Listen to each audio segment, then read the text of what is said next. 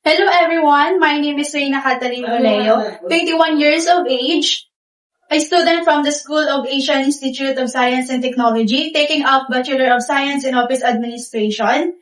And the numbers I rendered for this company is 300 hours, and my position or department is database.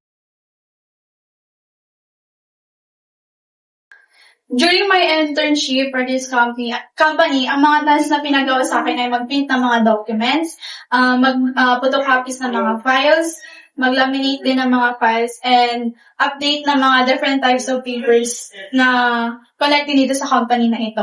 At nakakatulong ito sa aking course para ma-enhance pa yung mga kakayahan ko about sa office administration, and lalong-lalo na sa aking future job, which is kung saan ako mag-a-apply at matatanggap. Ang mga lessons na babaunin ko after my OJT, this company is, una-una yung time management wisely. Kasi importante talaga na gumamit tayo ng ating mga time management, kung anong oras natin siya na-start, tapos kung anong binigay sa atin na due date is syempre dapat matatapos siya. Tapos yung pangalawa naman is pakikipagsalamuha sa mga kaku-interns ko and maging responsable sa lahat ng mga bagay na gagawin.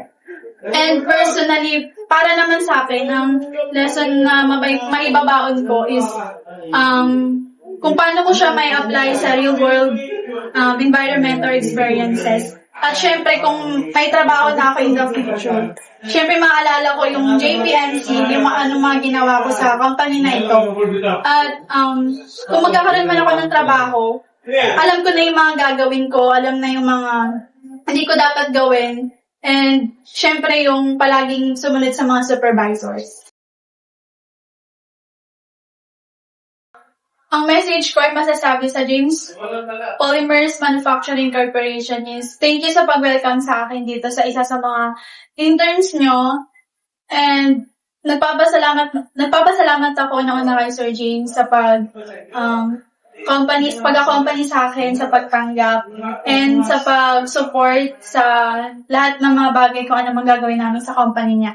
And then kay Sir Robin, thank you din po sir sa pag-assist sa amin, lalo-lalo na sa pagsusort and pagsasabi sa amin ng tama at mali during office hours and about sa office administration.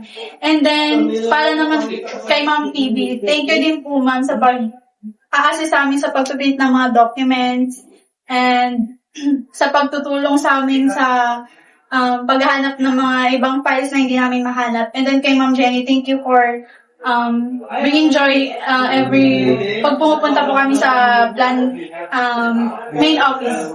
Thank you po sa lahat. I am truly grateful for all your experience, support na binibigay niyo po sa akin. To the next interns for this company is good luck sa inyo guys. Sana maging hardworking kayo and tatagan nyo lang yung loob nyo at maging responsable kayo at makinig kayo sa may-ari ng company at syempre sa supervisor nyo. At sana wag kayong maging pasaway at good luck to everyone. Thank you!